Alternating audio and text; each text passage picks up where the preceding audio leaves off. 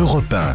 Le grand direct des médias, Jean-Marc Morandini. Avec le fait média, c'est donc la publication du classement des plus grandes fortunes des chanteurs français. Un classement dévoilé comme chaque année par le magazine Challenge. Vous allez l'entendre, les piliers de la chanson française sont toujours là, mais de nouvelles têtes font également leur apparition. Avec nous pour en parler, Benjamin Muller, bonjour. Bonjour vous Jean-Marc, êtes, bonjour à tous. Journaliste média à Europe 1. Alors vous avez épluché ce palmarès. Dites-nous quels sont les grands gagnants de l'année 2013. Et oui, effectivement, les piliers sont toujours là en tête de ce palmarès. On retrouve une artiste habituée d'être en tête des ventes d'albums en France. Alors, de qui s'agit-il ? Un premier indice, elle était classée 3e l'an dernier. Deuxième indice, 500 000 personnes sont allées la voir en concert en 2013.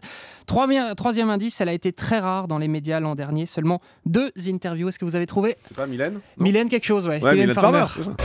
J'appelle Mylène, moi. C'est un autre moi, C'est une copine.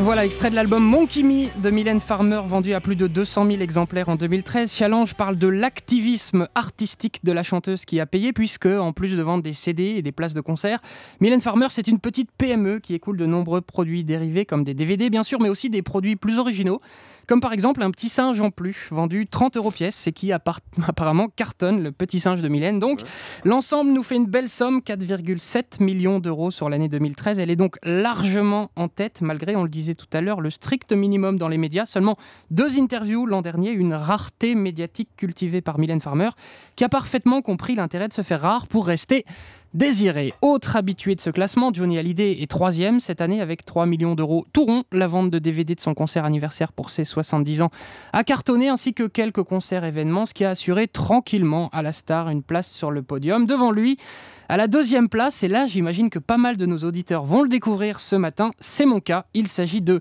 Maître Gims. Alors qui est Maître Gims et surtout qu'est-ce qu'il chante ? Écoutez.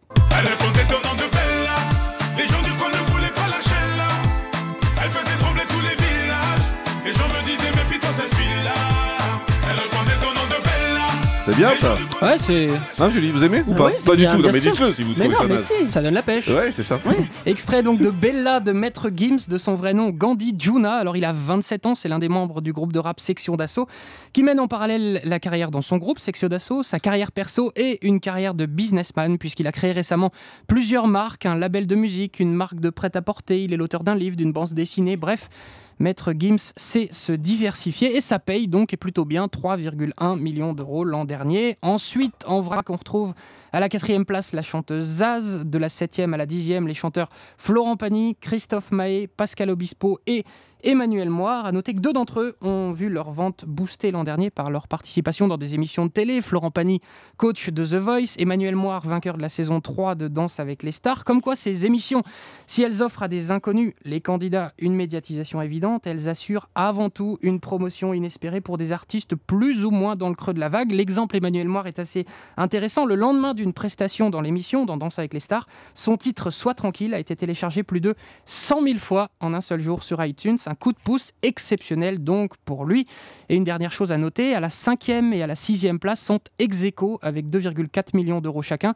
Messieurs, écoutez bien, Thomas Bangalter et Guy Manuel de Homme Christo. Alors, leur nom ne vous dit rien, Non. mais leur musique, elle, c'est sûr, ça vous dit quelque chose. Ah, bah oui, forcément. Ah, ce sont leurs vrais noms, c'est quoi alors leur vrai nom ? Alors, Thomas Bangalter et Guy Manuel de Homme Christo.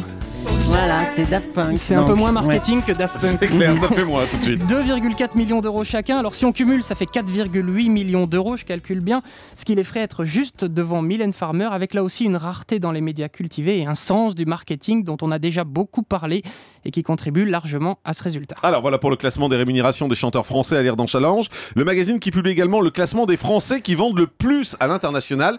Et là, il faut le dire, le résultat est très différent. Oui, pas de Mylène Farmer dans le top 5, ni Johnny Hallyday. En première place, on retrouve sans surprise bien sûr le duo des Daft Punk avec plus de 3 millions d'albums vendus. Derrière, loin derrière, en 2e place, la chanteuse Zaz, seulement 350 000 albums, suivi du groupe Phoenix, 236 000 albums, et En 4e place, ça va faire plaisir à Nicolas Sarkozy. Carla Bruni, 85 000 albums vendus, c'est pas mal. À l'étranger, c'est bien. Et c'est hein. pas mal. Ouais. Juste devant Lou Doyon et ses 61 000 albums. Ce qu'on peut donc dire, c'est qu'au-delà du carton Daft Punk, qui est une véritable exception, les groupes français se vendent globalement peu, voire pas du tout, à Et les l'étranger. chanteuses, il y a 3 femmes là. Oui, dans il y a ce 3 classement, femmes, hein. c'est très bien. Alors voilà ce qu'on pouvait dire pour ce classement, un classement des fortunes des chanteurs révélateurs d'une presse qui n'hésite plus à dévoiler les salaires des artistes ou des chefs d'entreprise. Oui, hein. en fonction du point de vue, on parlera de grand déballage ou de transparence. Chaque année, le Figaro publie dans la même logique le palmarès des acteurs les mieux payés. Alors en 2013, le trio de tête, c'était Danny Boone en 1, Gérard Depardieu en 2 et Catherine Fro en 3. Challenge aime visiblement bien le filon des classements de fortune, puisque c'était aussi qui publie chaque année le classement des patrons les mieux payés de l'année, du Français le plus riche. Pour info, c'est Bernard Arnault,